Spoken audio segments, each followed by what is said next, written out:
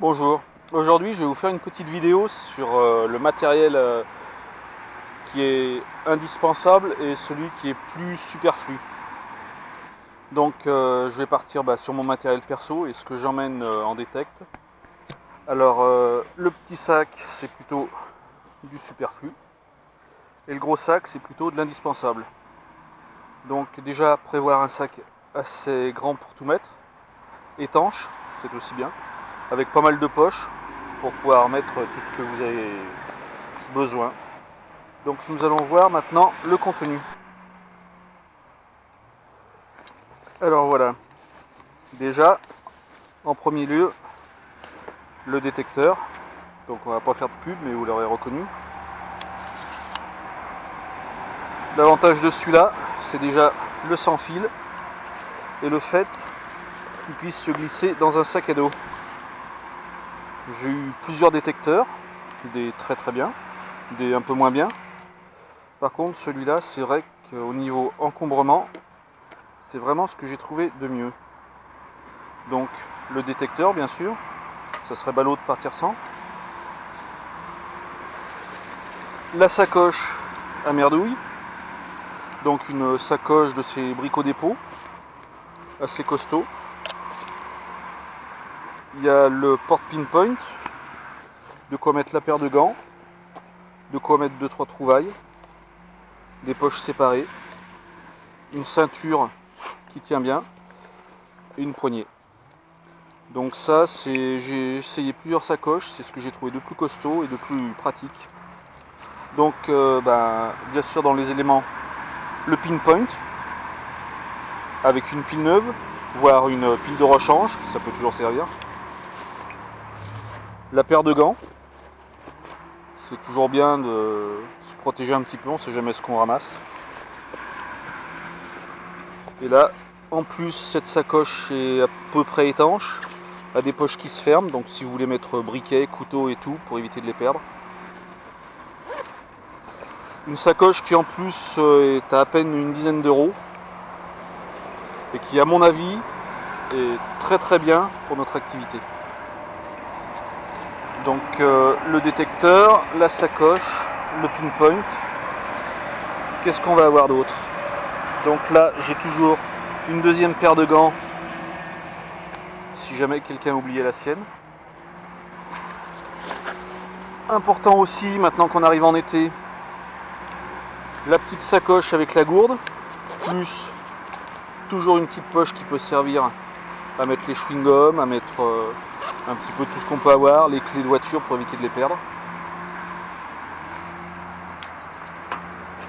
On va avoir, on ne sait jamais avec le temps qu'on a, la petite tenue de pluie qui tient pas de place. Une fois replié, c'est léger, ça se glisse de partout. Hop, rangé dans le sac. L'avantage de ce sac, vraiment, je dis, c'est multipoche. Vous pouvez y mettre beaucoup de choses. Ça, je l'ai eu avec les points Auchan, donc un sac qui ne vaut vraiment pas cher et qui est très pratique. Donc, qu'est-ce que nous avons? Là, j'ai le casque, donc le casque de la marque, mais que vous ayez n'importe quel détecteur, le casque c'est quand même plus pratique pour être discret ou pour mieux entendre. Donc pareil, soit avec un jeu de piles, soit avec un cordon, soit le casque sans fil. Ça peut être pratique, on ne sait jamais, pour se laver les mains ou si vous avez un besoin dans la nature. Ensuite, nous avons donc là la télécommande du détecteur, mais la plupart des détecteurs ont directement le boîtier intégré. J'ai la recharge de secours ou les piles de secours, le chargeur allume-cigare,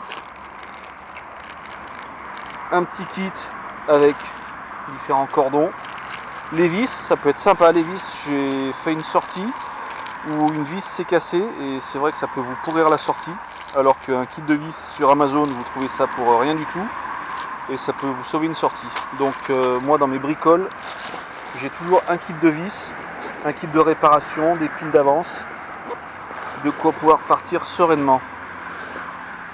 Maintenant dans le plus plus superflu, on va dire. La petite casquette qui va bien, c'est vrai que quand il y a du soleil, c'est pas mal. Des paires de gants, on n'en a jamais assez. Le couteau de fouille, surtout si vous allez dans les bois, vous embêterez moins qu'avec la pelle.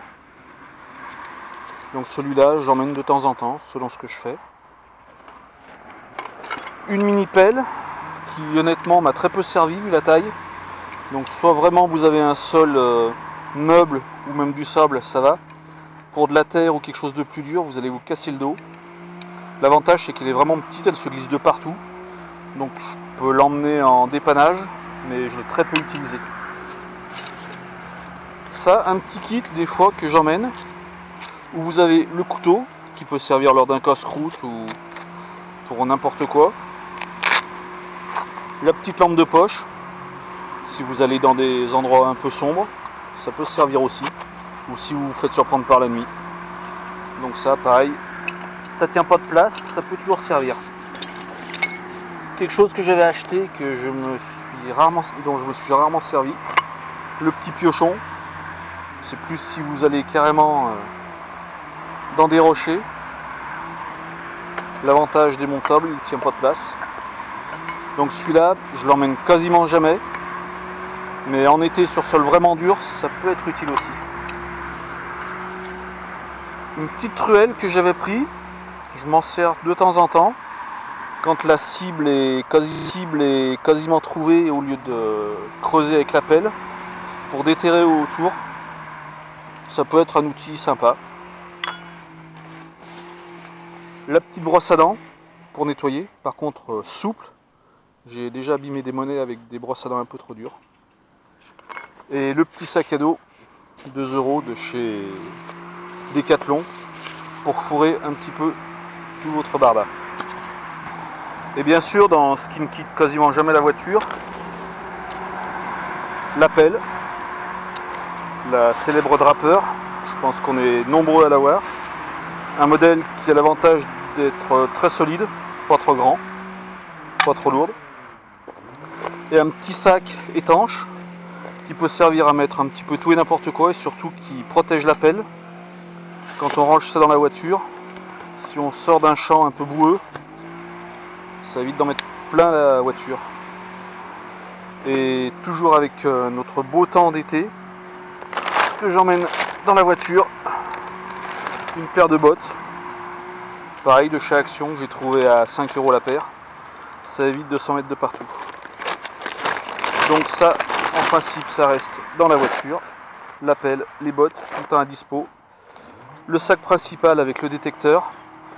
Et si vraiment je dois faire des sorties un petit peu spécifiques, le sac, on va dire plus à superflu avec le piochon, voire la petite pelle, le couteau de fouille.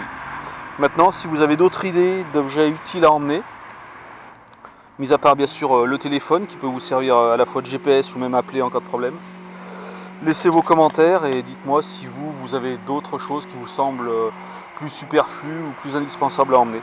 Merci.